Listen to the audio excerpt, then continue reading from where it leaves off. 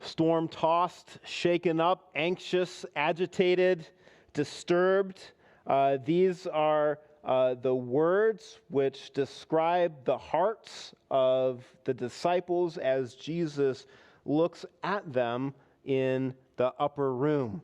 Perhaps like the surface of a lake or of the sea is disturbed or shaken up or agitated by a strong wind, perhaps as these men, some of whom at least were professional fishermen, would have understood from their time on the Sea of Galilee, they are agitated. And Jesus looks into their hearts in this moment, and he sees what they are like, and he says, "Let not your hearts be storm-tossed, shaken up, agitated, unsettled, disturbed. Let not your hearts be troubled.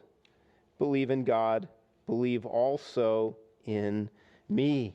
And this week, this year certainly have provided many opportunities for our hearts to feel agitated. And the question that Jesus would have us think about and that he answers for his disciples in this moment is, what calms anxious, disturbed, agitated, storm-tossed kinds of hearts? And what Jesus suggests, which might not be immediately intuitive to us, is that his glory calms anxious hearts.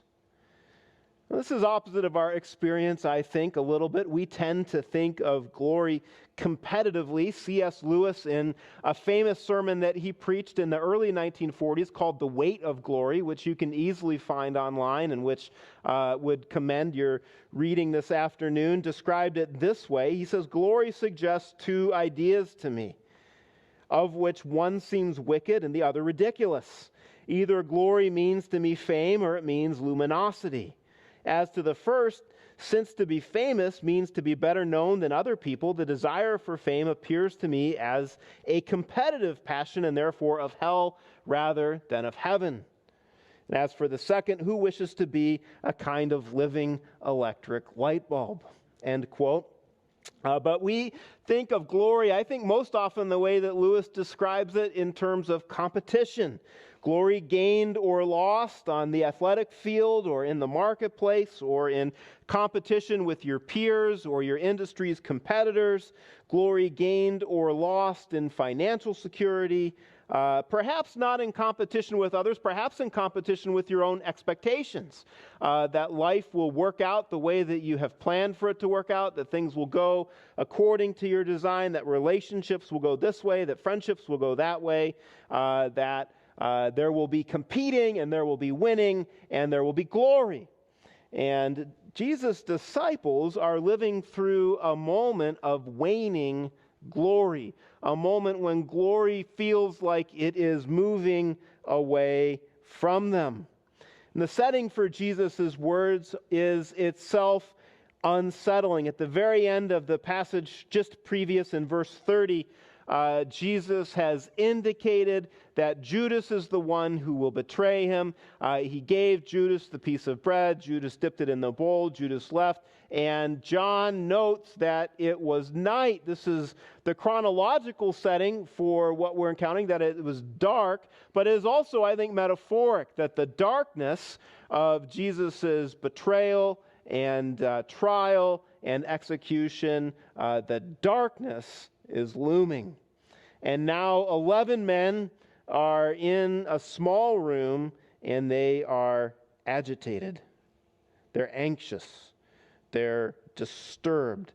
Judas's betrayal has visibly troubled their Savior. He's upset. If he's upset, should they be upset? How should they respond? What will bring comfort? Jesus is now moments away from his arrest, and it is helpful to remember, and we've reminded over the previous couple of weeks, that John writes his gospel in kind of a microscoping kind of way, where the first half of the gospel describes the 3 years of Jesus' public ministry, and pretty much the last half of his gospel describes just the last days of his ministry. And it's easy to read the gospel flatly and think, well, we're about halfway through the book, and so we're about halfway through Jesus' ministry. But really, it's the point of fact that we're just now to the very end of Jesus' ministry. That the events of the end of Passion Week are right before him, and that Judas's departure has set into motion a sequence of events that come to be known as Jesus' hour. It is this hour that John's gospel has been driving towards, that Jesus' ministry has been driving towards, that Jesus' own awareness has understood that his hour was coming, the hour of his crucifixion and his resurrection. And now that hour is here, and Jesus says, now is the Son of Man glorified, and God is glorified in him. So how does Jesus' hour bring comfort to the agitated? How does this moment of glory bring comfort to the disturbed? And my goal this morning is to explore how Jesus applies the glory of his hour to of his crucifixion and resurrection to his disciples' real agitation, because their lesson will become our lesson. So first, let's think about how Christ's hour displays God's glory. So there in this moment, in this upper room, Jesus needs to redefine his disciples' conception of what glory is. He's going to re-envision it for them. He's going to re-describe it. He says, as Judas leaves, now is the Son of Man glorified, and God is glorified in him. If God has glorified him, God will also glorify him in himself and glorify him at once. And it's important to note at the beginning that God's glory is not competitively achieved. His glory is different than how we think about glory. Now, it would be the case in some of the world's religions and in some of the ancient religions that other cultures might have been familiar with, that in their conceptions of God, or gods plural, that gods emerged because of competition, that this god defeats this god in this kind of battle or that kind of battle, and this god emerges in the pantheon, and that God is glorious. He's glorious competitively, but it is true to the revelation of Scripture that while God is comparatively glorious to everything else, he is even more deeply simply glorious. That he is glorious in his being, that he is glorious in himself from the inside out. He is intrinsically glorious. Theologians describe God's glory in two parts. They describe God's honor and God's splendor. So pause and ponder this for a moment. What is the most glorious honor that you can imagine winning? Think about it. Maybe you're a golf enthusiast and you think, well, if I could win the Masters. Or maybe you're a mini golf enthusiast and you thought, if I could just get it through the Clown, if I could just, that's more the way that I golf. Maybe summiting Mount Everest, or the Lifetime Achievement Award of your industry, or discovering a cure for a rare disease, something honorable like that. What's the most splendid possession that you could acquire? A private island in the Caribbean, or wealth enough to secure the top spot on Forbes' top list, the Brandon Way subdivision Yard of the Month sign, a truly glorious achievement that has, as of yet, remained elusive. What Jesus says here is remarkable. With all of the events of Good Friday just before him, he says plainly that now is the Son of Man glorified, now.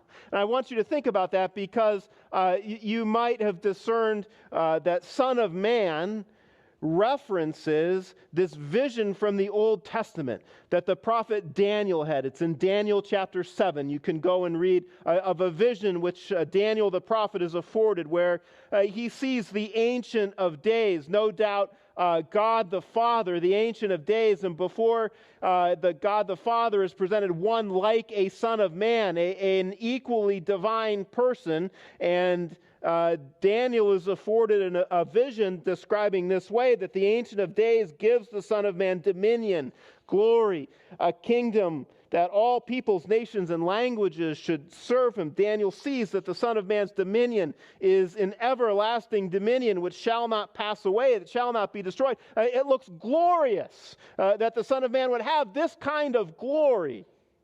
Jesus says that that kind of glory, the glory of the Son of Man, pales in comparison to the actual glory that's just ahead of him.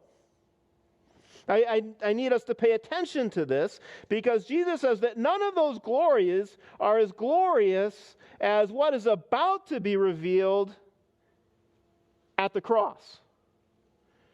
We don't have, I think, the right kind of vocabulary to adequately describe what Jesus is about to talk about. Honor through defeat, glory through losing. That somehow it is most splendid for him to die in squalor instead of to live in splendor, to die a public disgrace instead of a global celebrity. The king killed by his subjects. The creator destroyed by his creatures. Jesus says that this is the maximal amount of glory that can be revealed. That there is not anything more glorious that a person will see this side of heaven than the glory of the Son of Man revealed in his hour, in his death, in his resurrection. This is very different than how we think about it. Jesus is not simply saying that the cross is one element of his glory. It's not a waypoint on his path to glory. Jesus is saying, this is my glory. Colin Cruz is a helpful commentator on the Gospel of John, and I'm sure he's encouraged that I think that. But he says it this way. He says that the death of Jesus was not just his passage to glory. In death itself, Jesus was glorified. In giving his life for sinful humans, the glory of his gracious character was most clearly seen. If you want to know who Jesus most clearly is, if you want to know what his glory is most about, Jesus says that then look at the cross. This is what I'm most about. But Jesus goes further. I mean, it's almost, if Jesus wasn't saying it, we would think it's preposterous. Because Jesus goes further. He says, it's not just that the Son of Man is glorified in this hour, it's that God is glorified in him. God the Father is glorified in God the Son's death and resurrection. This completely turns on our head, our competitive understanding of glory. Now, if you're here on an Easter Sunday and Easter Sunday morning at MPC, it's like our best Sunday. It's a great Sunday. You know, it's really the best Sunday in every church, right? Isn't it? That you come together and, you know, the pastor says Christ is risen, and we say he's risen indeed, and we sing the resurrection songs, and we hear the resurrection story, and our thought can be, this is glorious, and it feels glorious, and it is glorious, but it kind of maps a little bit onto our understanding of glory as competition, because it feels like winning. That Jesus died and now he's won. He lost, but then he won. And so the resurrection feels glorious, but Jesus is saying it's not just that the resurrection is glorious, it's that the crucifixion is glorious too. And not just for me, but for the Father. Now, what believers will behold of God's glory in heaven is beyond what we can know. But the Lord, to this room of agitated men who feel like glory is moving away from them and that losing is happening, he says, when during this lifetime you wish to ponder what glory is like, and when you might, follow the description of the psalmist in Psalm 19, the heavens declare the glory of God, and you might look up to the sky and think, well, that is glorious. Like it pales in comparison to the glory of the cross. I don't know how you experience the glory of God. Maybe you do. Like I like to look up into the night sky and see the stars and the planets, scan through the images from the Mars rover and think, man, so much glory. Jesus is saying that's nothing compared to the glory of the cross. And the Father, through what Jesus is saying, if you would see my glory, and if you would think, well, what is that like?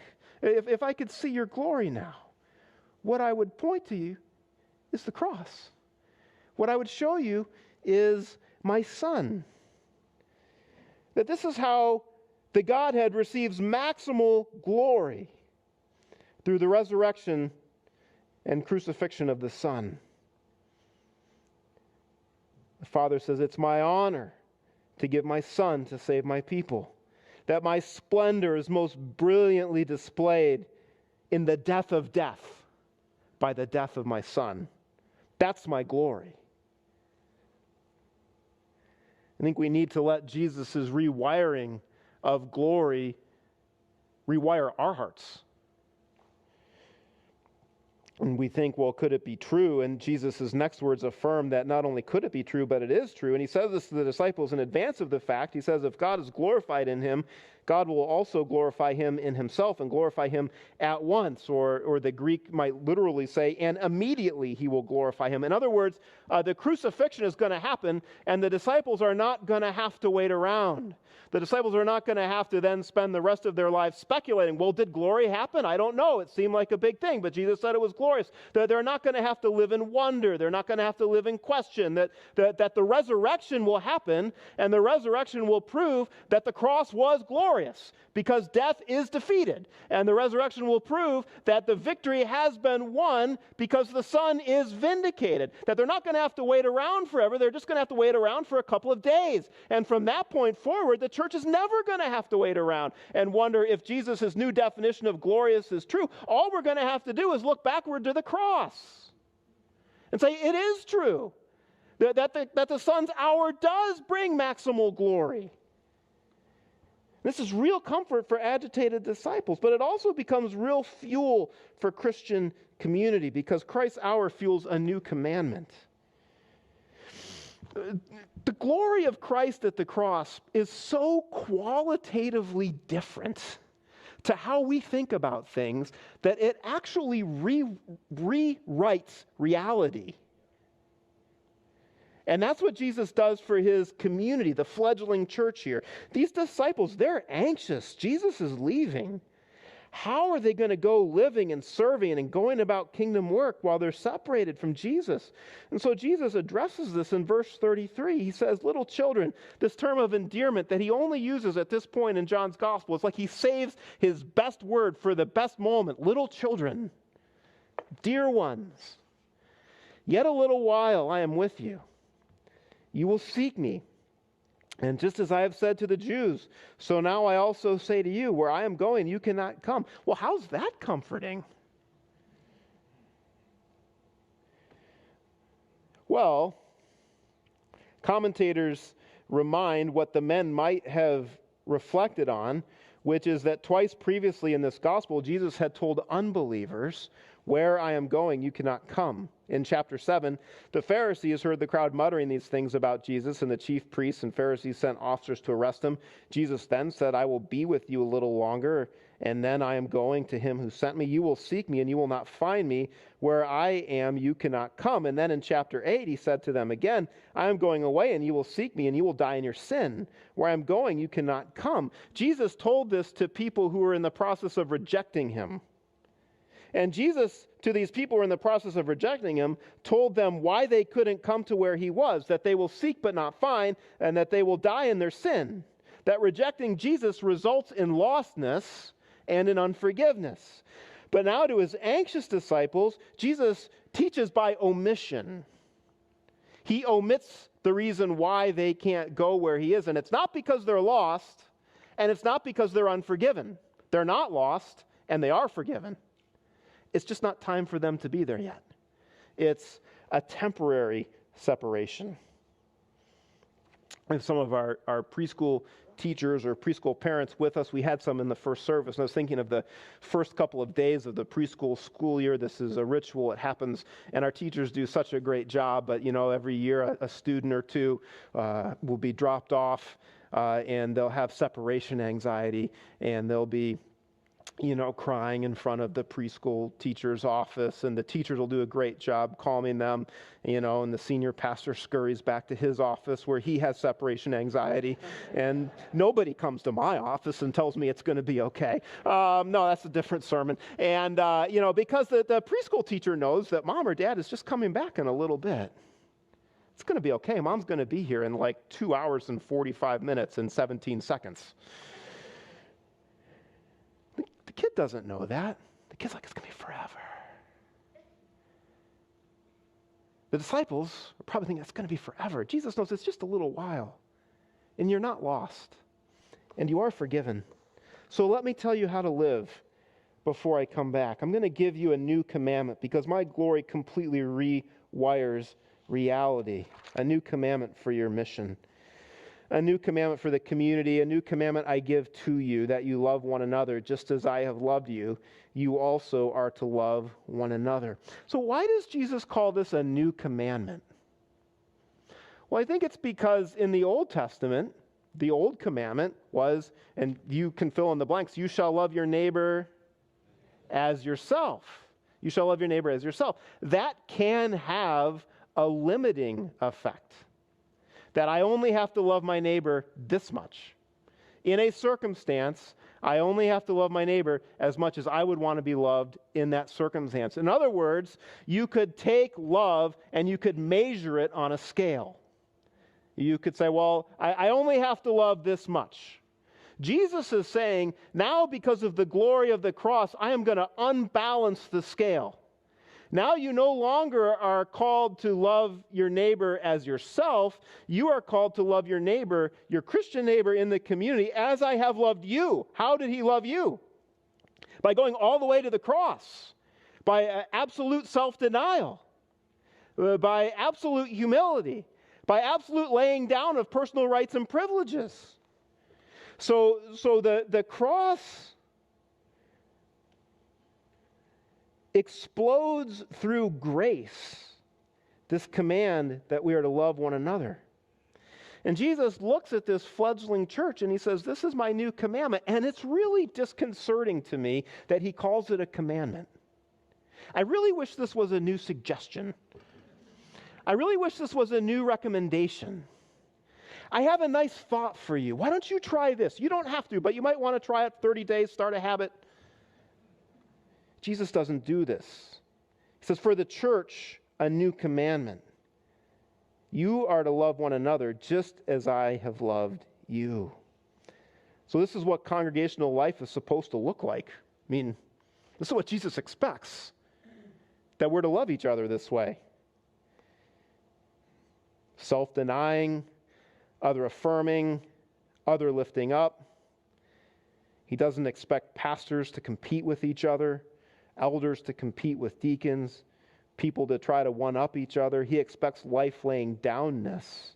But this also applies into the sub-Christian communities. I don't mean sub-Christian, I mean like the Christian sub-communities, like your Christian marriage is a Christian community.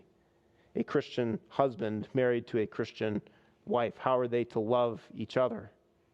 Just as I have loved you. Christian parents, how are you to love your children? Just as I have loved you. Christian children, how are you to love your parents? Just as I have loved you. Applying the commandment onward from there is completely different than how the world defines it.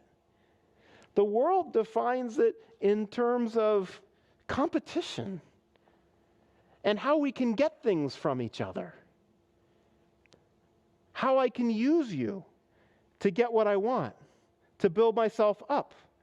But Jesus says, if you love one another this way, if the Christian community loves each other this way, the world is going to look and the world is going to pay attention. The world is going to see this love in action. By this, all people will know that you are my disciples if you have love for one another. What kind of love? This kind of cross-centered love. And when the cross informs how Christians love each other, the world pays attention because this is so foreign. This is not how the world loves its members. But when the world looks on and says, why are you caring for each other this way? Why are you forgiving each other? Why are you giving away your time? Why are you giving away your resources? Why are you doing things like caring for those who have less advantages? Why do you do things like baby bottle campaigns? Why do you do things like foster care? Well, why are you engaged in these kinds of things? Well, why are you giving away? Do you realize if you kept it for yourself, you'd have more? And if you had more, you'd win? And if you won, you'd have more glory? Why are you doing that? Well, it's because we've been loved in a completely categorically different kind of way. Wouldn't you like that? Wouldn't you be interested in being loved that kind of way? In the first 3 centuries of the church, that's how the church went from this little group of scared men in this room to going forward and preaching that Jesus was Lord and Caesar was not Lord, not only in a couple of cities, but everywhere. And why by the early 300s, everybody was paying attention. Why? Because people would stand up and say, I think you need to believe in Jesus. And the world would look on and say, well, I think that's really dumb. Get him out of here. And they got him out of there. And then someone else came along and said, I think you need to believe in Jesus. And said, well, get him out of here. And they got him out of there. But they kept coming back and they kept laying down their lives. Because everybody needed to know this. And then some others came along and they said, you Romans are just all about making decisions that are for your convenience. And so you're leaving the children that you don't want abandoned at the crossroads. You know what? We'll take care of them. We'll raise them. Well, why would you do that? Because this is the way that we've been loved. We were abandoned. And someone came and cared for us. And the world's like, well, this is a completely different way of loving. I'm interested. I'm interested in that. I'd like to know more about that. So maybe here in the early part of the 21st century, you think, well, I'm not a very great evangelist, and I always get the words wrong, and I always think of the best arguments about 10 minutes after the conversation's over, which is the way I do evangelism. I have great conversations with myself in the car on the ride home. I've became a Christian 100 times. I've led myself to the Lord 1,000,000 times. It's fantastic. And some of you do that too, and you know exactly what I'm talking about. And you think, well, I'm not very good at this. But Jesus says, if you love other people this way, the world will pay attention. Wouldn't it be great in 21st century America if the world could look on at the church and they could see people loving this kind of way? And they would say, I'm interested in that. I'm interested in that. How do you do that? Don't you know you're going to lose? And we say, no, we haven't lost at all. We've actually, in fact, already won. Which is what Jesus says thirdly. That Christ's hour secures our real comfort. Well, Peter's agitated. He wants to know where Jesus is going. Lord, where are you going? That's how I know he wants to know that he wants to know where Jesus is going, because he asks him. Jesus answered him, where I am going, you cannot follow me now, but you will follow afterward. Peter said to him, Lord, why can I not follow you now? I will lay down my life for you. Well, because we know how the story unfolds. We can read Peter's boldness contemptuously, like you're going to blow it. But Jesus shepherds Peter's boldness. He says, will you lay down your life for me? Truly, truly, I say to you, the rooster will not crow till you've denied me 3 times. Now, tone is hard to hear on a printed page, but I think Jesus' tone here is gentle, and here's why. It's because the cross is very large in Jesus' eyes, and he's already told Peter that he's going to be saved. He's already told Peter that Peter's going to be with him in the future. And so he's not looking here to shame Peter. He's looking here to right-size Peter. You see, Jesus doesn't need Peter to die for him. There's no dying for Jesus at this point that would be meritorious for Peter. But Peter definitely needs Jesus to die for him. He definitely needs Jesus to go to the cross. Peter can't die to save Jesus, but Peter needs Jesus to die to save him. So let me ask you this question. In this tense moment in this upper room, what's the one difference between Judas and Peter?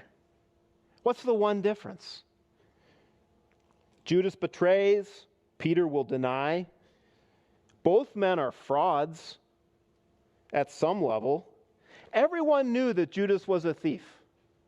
For Judas to betray Jesus is just acting in keeping with character.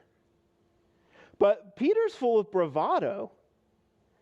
And you might persuade me in a friendly conversation that Peter's denials are amplified by his bravado.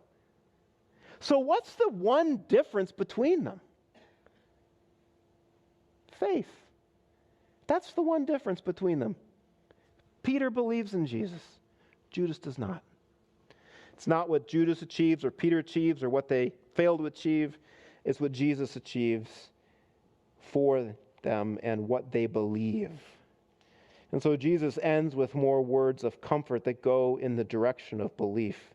So the words that people like me often read at gravesides. Let not your hearts be troubled. Believe in God, believe also in me. In my Father's house are many rooms. If it were not so, I would have told you that I go to prepare a place for you. And if I go and prepare a place for you, I will come again and will take you to myself, that where I am, you may be also. And you know the way where I am going. Now, verse 3 makes it plain that Jesus is talking about his return for the church, that he's leaving and he's going to a reality from which he will return and bring his people. And we can over-speculate on the mansion and the rooms. Is it more like the Four Seasons Hotel or more like the Sleep Inn? This can cause us to miss the comforting power of Jesus' words. That he is going to secure a future through the paradoxical glory of the cross. And the future is familial. You are in the Father's house. And the Father wants you to be there. That he's not like, a stingy father where you show up and the Father is like, where'd you come from? Why are you here? How'd you get in? No, the Father wants you to be there. And he sends his Son to bring you to there. It's spacious. There's room for every believer in this future. Scarcity is not a problem. It's hospitable. The word prepare is hospitality language. Prepare a room for me.